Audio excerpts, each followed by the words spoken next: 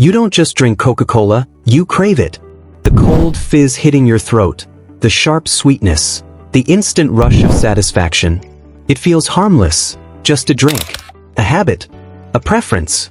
But what if that feeling was never random? What if one of the most recognizable beverages in the world was carefully engineered, not just to be enjoyed, but to be repeated? The Coca-Cola Company does not simply sell a soft drink, it sells an experience. For more than a century, the brand has positioned itself as a symbol of happiness, connection, and celebration. From massive global campaigns to small roadside shops, Coca-Cola has become part of everyday life. But that success raises a deeper question. Is Coca-Cola just a popular beverage, or part of a system designed to encourage continuous consumption? Critics argue that Coca-Cola has mastered something far more powerful than flavor, that it has mastered behavior. Not by forcing people to buy, but by shaping what they want. The story begins in 1886.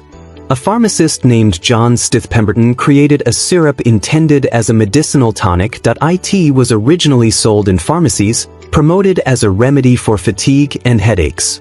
At the time, the formula included coca leaf extract, later removed as regulations evolved.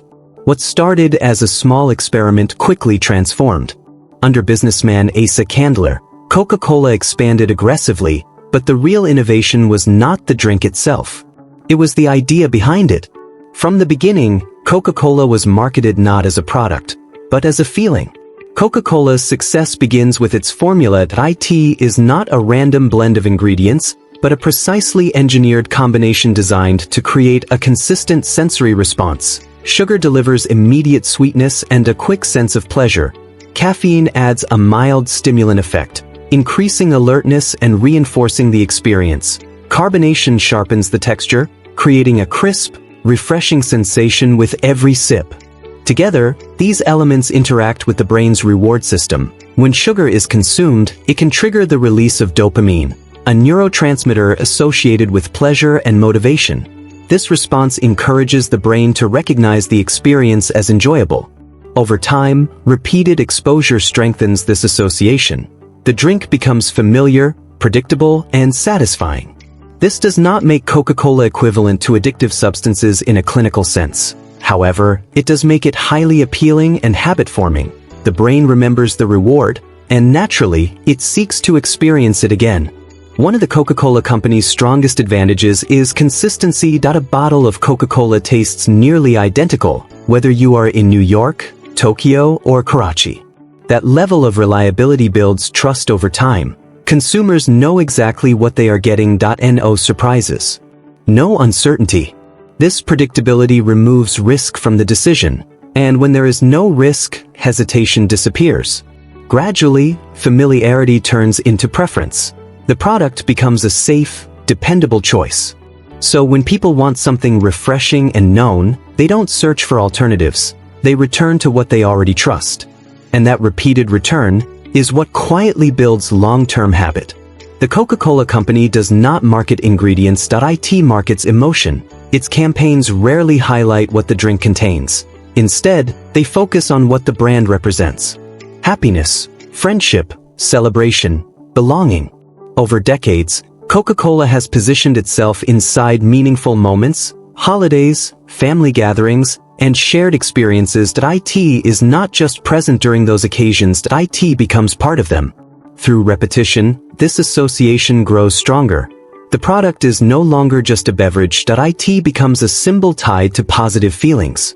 And once a product is connected to emotion, decisions around it begin to shift. It is not always chosen through logic. Often, it is chosen through familiarity, memory, and habit. Another key to Coca-Cola's dominance is its presence. It is everywhere.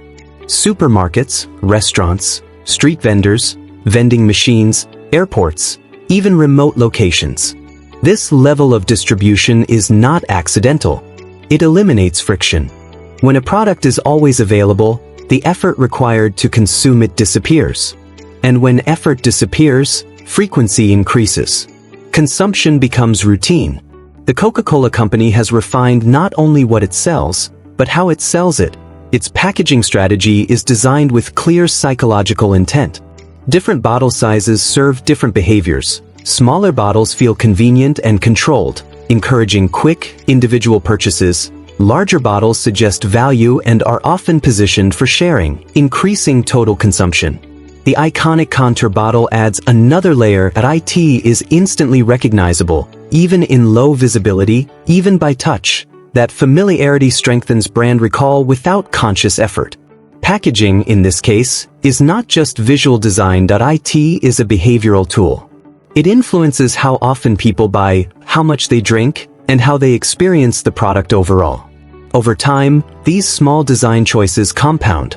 They guide habits subtly, making consumption feel natural, effortless, and routine. At the center of Coca-Cola's appeal is sugar. It provides immediate gratification, a fast, simple source of pleasure. But repeated exposure changes behavior. Over time, people begin to associate specific moments with the drink. Lunch feels incomplete without it. Breaks feel less satisfying. Social events feel different. This is how habits form. Not through force, but through repetition. The drink becomes part of the routine. And once something becomes routine, it becomes difficult to replace. The Coca-Cola Company did not just expand geographically. It expanded culturally. As the brand entered new markets, it adapted to local tastes, languages, and traditions, while maintaining a consistent global identity. This balance allowed Coca-Cola to feel both local and universal at the same time. Over years of exposure, the brand became deeply embedded in everyday life. In many regions, it is no longer just one option among many. It becomes the default choice. The first name that comes to mind when people think of a soft drink, often without conscious thought. This level of recognition is not accidental. It is the result of long-term presence, repetition, and strategic positioning. With growth came scrutiny. Health experts began raising concerns about sugary beverages. Research linked excessive sugar consumption to serious health risks, including obesity, type 2 diabetes, cardiovascular disease. Coca-Cola responded by introducing alternatives, low-sugar and zero-sugar versions. But the original product remains dominant. And the core issue remains unresolved. Because while alternatives exist, consumer habits are already deeply established. The most important part of Coca-Cola's success is not hidden in its formula. It is hidden in its system. Coca-Cola does not force consumption. There are no obligations. No restrictions. No direct control. People choose it. But those choices are not made in isolation. They are shaped by decades of exposure. By emotional association. By convenience. By repetition. This is the real strategy. Not control, but influence. Not pressure, but preference. A preference that feels natural, but was carefully built. Coca-Cola's dominance is not the result of luck. It is the outcome of a system refined over more than a century. A system that blends taste, psychology, and accessibility.